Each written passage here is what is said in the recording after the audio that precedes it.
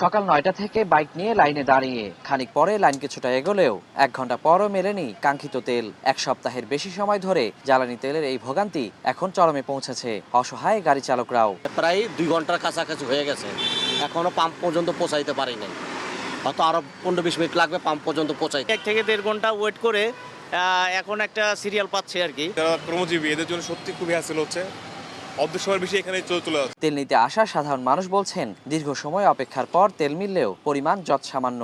সংকটে বেশিরভাগ পাম্প বন্ধ, তাই খোলা থাকা অল্প কিছু ফিলিং স্টেশনে পড়েছে বাড়তি চাপ। অস্বাভাবিক কষ্ট, এটা বলার বাইরে।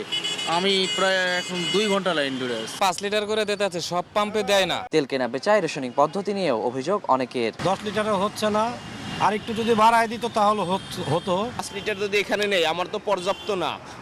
আবার আরেক পাম্পে যাইয়ে ঠিকই কিন্তু সিরিয়াল দেবো। ১০ লিটার তেল দিয়ে আমরা তো গাড়ি চালাতে পারতেছি না, গাড়ি আমাদের বসা থাকে, ঠিক আছে? আমরা বহুত কষ্টের ভিতরে আছি। ফিলিং স্টেশনগুলোর বিরূপ আচরণে আরো বিপাকে গ্রাহকেরা। কেউ দেখাচ্ছেন সরবরাহ সংকট, কারো কাছে পর্যাপ্ত তেল থাকলেও সীমিত বিক্রির সিদ্ধান্ত তাদের। আমাদের এখানে এই পাম্পে পর্যাপ্ত পরিমাণ তেল আছে, আমরা যে রিকোয়ারমেন্টটা দিই ওই অনুযায়ী ডিপো থেকে তেল পাচ্ছে। আমাদের পে অর্ডারও দেওয়া আছে ট্যাঙ্ক লরি চেষ্টা করতেছে, মালিকও চেষ্টা করতেছে তেল আনার জন্য, কিন্তু তেল আমাদের দিচ্ছে না।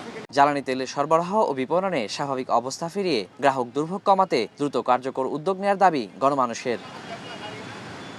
ওয়ালিউল সাকিব, সময় সংবাদ, ঢাকা।